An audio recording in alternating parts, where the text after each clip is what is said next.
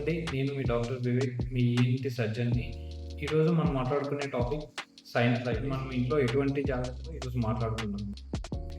First home remedy వచ్చి steam inhalation, అనగా వేడి నీళ్ళు ఆవిరి పెట్టుకోవడం. ఈ వేడి నీళ్ళు ఆవిరిలోకి ఒక 3 to 5 drops of eucalyptus oil వేసుకొని ఉదయం ఒకసారి, రాత్రి పడుకునే ముందు ఒకసారి ఒక 5 నిమిషాలు స్టీమ్ ఇన్హలేషన్ పెట్టుకోవడం వల్ల మన ముక్కులో ఉన్న చీమీడ అంతా మెత్తపడి అరిగి బయటకు వచ్చేస్తూ ఉంటే సిమ్టమ్స్ రిలీవ్ అవుతూ ఉంటాయి.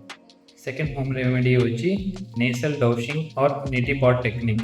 అంటే మన ఇంట్లో ఉన్న వాటర్ని గోరువెచ్చగా చేసి చల్లారిన తర్వాత ఒక కొద్దిగా సాల్ట్ వేసేసుకొని దాంతో ముక్కుని వాష్ చేసుకోవడం. ఇలా వాష్ చేసుకోవడం వల్ల మనకి ముక్కులో ఉన్న చెడు, ముక్కులో ఉన్న పొక్కులు, ముక్కులో ఉన్న చీము అంతా బయటకు వచ్చి మనకి సైనసైటిస్ నుంచి రిలీఫ్ వస్తుంది.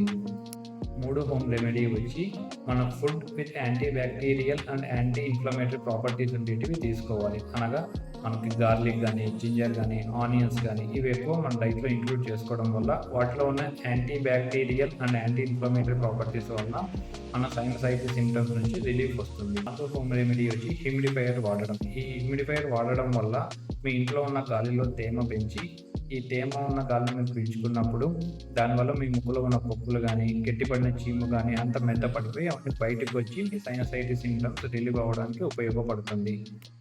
మీరు ఈ చిట్కాలు అంటే స్టీమ్ ఇన్హలేషన్ కానీ, నేసల్ డౌషింగ్ కానీ, డైట్గా బాగా తీసుకోవడం కానీ, హ్యూమిడిఫైయర్ వాడినా కానీ ఇవన్నీ వాడిన తర్వాత కూడా మీ సైనసైటిస్ సిమ్టమ్స్ రిడ్యూస్ అవ్వకపోతే then it's time for an ENT doctor consultation.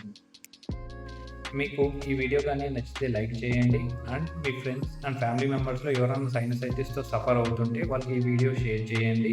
And మరిన్ని ఇటువంటి ఈఎన్టీ హెల్త్ టిప్స్ కోసం ఈ ఛానల్ని ఫాలో అవ్వండి. Thank you.